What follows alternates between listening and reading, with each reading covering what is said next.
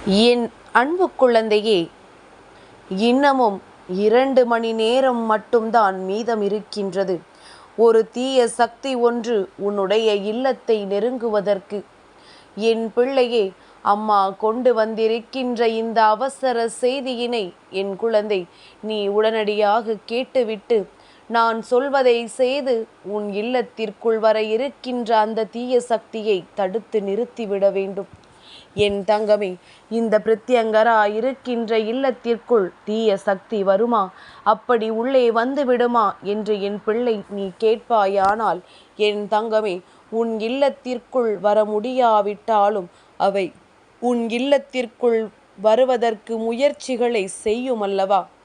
பல முயற்சிகள் செய்யும் பொழுது அவை ஒருவேளை அதிகமான சக்திகளோடு வரும் பொழுது உன்னுடைய இல்லத்தில் ஏதேனும் சிறு தவறுகள் நடந்து அந்த நேரத்தில் தெய்வம் உன் இல்லத்தில் குடியிருக்காமல் இருந்து விட்டது என்றால், அந்த நேரத்தை பயன்படுத்தி கொண்டு இந்த தீய சக்தி உன் இல்லத்திற்குள் வந்துவிடும்.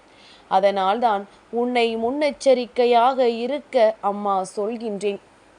என் தங்கமே, நீயே அறியாமல் உன் இல்லத்திற்குள் ஏதேனும் மூலை முடுக்குகளில் ஒட்டடைகள் இருக்குமாயின் அங்கே தெய்வ சக்தி தங்கி இருக்காது.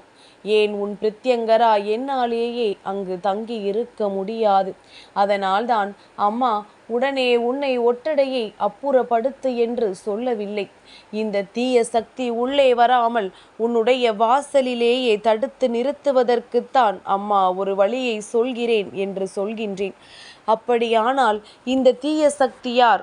இந்த தீய சக்தி எங்கிருந்து வருகின்றது? இந்த தீய சக்தி எதற்காக வருகின்றது? அது என்ன செய்ய போகின்றது என்று என் பிள்ளைக்கு தெரிய வேண்டுமல்லவா? என் தங்கமே, இந்த தீய சக்தி என்ன தெரியுமா? உன்னுடைய வாழ்க்கையை அழிக்க நினைக்கின்ற ஒருவர். முன்பு ஒரு காலத்தில் உனக்கும் அவர்களுக்கும் இருந்த நெருக்கம் மிகவும் அதிகம். ஆனால் இப்பொழுது உனக்கு மிக பெரிய எதிரியே அவர்கள்தான். அவர்களிடத்தில் பேச வேண்டும் என்று கூட கனவில் கூட உன்னால் நினைக்க முடிவதில்லை. ஏனென்றால் அவர்கள் செய்த விஷயங்கள் அத்தனை பெரியது. ஒருவரோடு இத்தனை நட்புறவோடு பழகிவிட்டு அவர்களையே இத்தனை எதிரியாக சம்பாதித்து வைத்திருக்கிறாய் என்றால், நிச்சயமாக அவர்கள் உனக்கு செய்த துரோகம் அதிகம் என்பதனை உன் தாயானவள் என்னால் புரிந்து கொள்ள முடிகின்றது. என் தங்கமே, சரி, பிரச்சனைகள் எதுவாகவோ இருந்துவிட்டு போகட்டும். ஆனால் என் பிள்ளை, நீ அவற்றை எல்லாம் மறந்து விட்டாய். இவர்களை நினைக்க கூட நீ விரும்பவில்லை. ஆனால் நீ நினைத்தது போல அவர்கள் இல்லையே.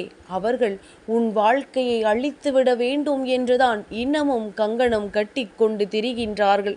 அன்று நீ பேசிய ஒரு வார்த்தையை மனதில் வைத்து கொண்டு, எப்படியேனும் நம்மை பார்த்து இந்த வார்த்தைகள் பேசியவர்களை நாம் விட்டுவிடக்கூடாது, அவர்களை ஏதேனும் வகையில் நாம் தடுத்து நிறுத்திவிட வேண்டும், அவர்களை வாழ்க்கையை அழித்துவிட வேண்டும், அவர்களை கண்ணீர் சிந்த வைக்க வேண்டும் என்று பல தீய முயற்சிகளை செய்து கொண்டிருக்கின்றார்கள். அவர்கள் செய்து கொண்டிருக்கின்ற அந்த தீய முயற்சியின் பலனாகத்தான் இன்று உன் இல்லத்தை தேடி அந்த தீய சக்தி வந்து கொண்டிருக்கின்றது. என் தங்கமே, உன்னுடைய இல்லத்தை நோக்கி அவர்கள் வருவதற்கான காரணம் உன்னுடைய இல்லத்தில் நிம்மதியை பறித்து செல்வதற்காக மட்டும்தான். மற்றபடி அவர்களினுடைய எண்ணங்கள் உயிரை பறிக்க வேண்டும் என்று கிடையாது. அதனால் என் தங்கமே, வருகின்ற சக்தி மிகவும் ஆக்ரோஷமான சக்தியாக இருப்பதற்கு வாய்ப்பு கிடையாது. ஏதோ ஒரு வகையில் உன்னை காயப்படுத்த வேண்டும், கஷ்டப்படுத்த வேண்டும் என்றுதான் நினைக்கின்றார்கள். அப்படியானால் என் பிள்ளை, என்னாலும் உன் இல்லத்திற்குள் தீய சக்தி எந்த நேரம் வரும் என்று எதிர்நோக்கி நின்று கொண்டிருக்க முடியாதல்லவா? அதனால் நீ தினமும் நான் சொல்கின்ற விஷயத்தை உன் வாழ்க்கையில் சரியாக செய்து கொண்டே இரு. தினமும் அதிகாலையில் இல்லத்தின் வாசலை தெளிக்கும் பொழுது மஞ்சள் கலந்த நீரை சற்று வேப்பிலையும் கலந்து தெளித்துவிடு. என் பிள்ளையே, வாசல் தெளித்து கோலமிட்ட பிறகு நீ இந்த மஞ்சள் கலந்து வேப்பிலையும் கலந்த நீரை உன்னுடைய வாசலில் எல்லா இடங்களிலும் தெளித்து விட வேண்டும். இதை நீ எப்பொழுதும் உன்னுடைய வழக்கமாக வைத்து கொண்டு செய்து கொண்டே இரு. இன்று செவ்வாய்க்கிழமை, நாளை வெள்ளிக்கிழமை, அப்பொழுதுதான் செய்ய வேண்டும் என்று எண்ணாதே. எந்த நாளாக இருந்தாலும் அந்த நாளில் அதனை நீ செய்ய வேண்டும். அது மட்டுமல்லாமல் என் தங்கமே, தினமும் உன்னுடைய இல்லத்தின் வாசலில் அதிகாலையில் நீ 2 கற்பூரத்தை பொருத்திவை. அதாவது உன்னுடைய குலதெய்வத்தை உன்னுடைய இல்லத்திற்குள் நீ வரவழைக்க வேண்டும். அந்த கற்பூரம் எரிந்து முடிந்த பிறகு நீ உன் இல்லத்திற்குள் செல்ல வேண்டும். அப்படியானால் உன் குலதெய்வம் அவர்களை நீ அழைக்கிறாய் என்பதனை புரிந்து கொள்வார்கள். என் பிள்ளைக்கு நாம் துணையாக எப்பொழுதும் இருக்க வேண்டும் என்று அவர்கள் நினைத்து கொள்வார்கள். நீ அவர்களையும் நினைக்கின்றாய் என்பதனை அவர்கள் புரிந்து கொள்வார்கள். என் தங்கமே, இது போன்று தொடர்ச்சி நீ செய்து கொண்டே வா. உனக்கே உன்னுடைய இல்லத்திற்குள் பல நல்ல மாற்றங்கள் தெரிய வரும்.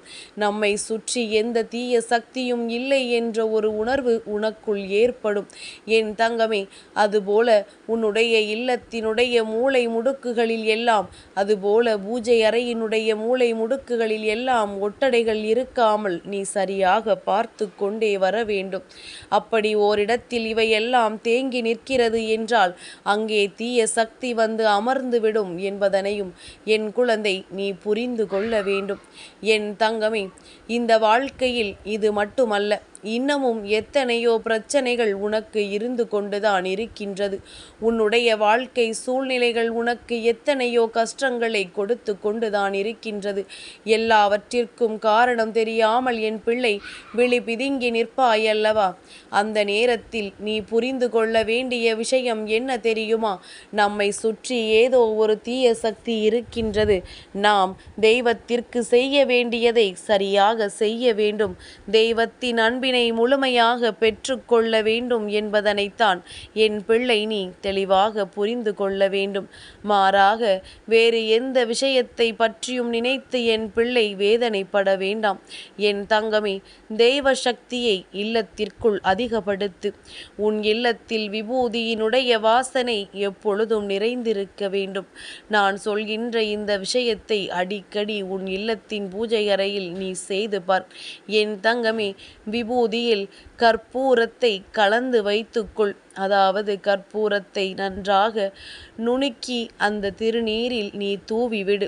உனக்கு எப்பொழுது எல்லாம் மனதிற்குள் ஏதோ ஒரு தீய சக்தி நம்மை சுற்றி இருப்பது போல உணர்வு தோன்றுகின்றதோ, அல்லது உன்னுடைய மனது ஒரு குழப்பமான சூழ்நிலையில் இருக்கின்றதோ, அந்த நேரத்தில் கலந்து இந்த 2ஐயும் வைத்திருந்த அந்த திருநீற்றின் மேல் என் குழந்தை நீ ஒரு வத்தி குச்சியை கொளுத்தி அதில் தீபத்தை ஏற்று.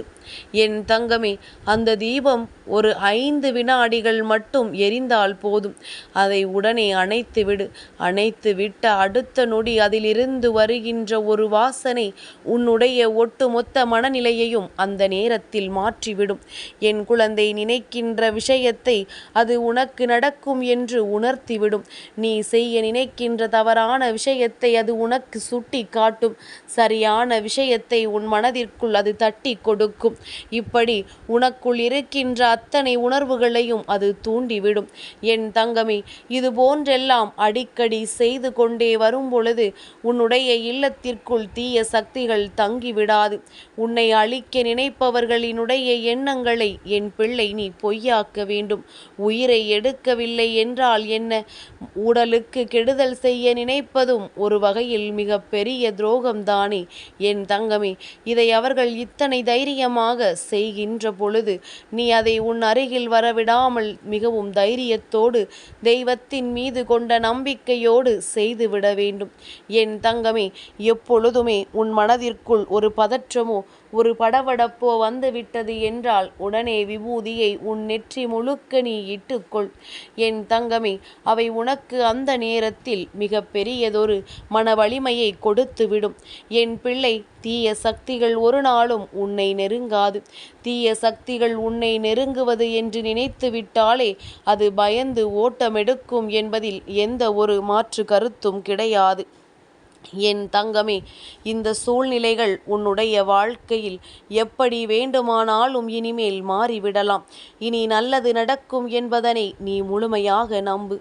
என் அன்பு குழந்தைக்கு இந்த பிரத்யங்கராவினுடைய ஆசீர்வாதங்கள் எப்பொழுதும் முழுமையாக கிடைக்கும்.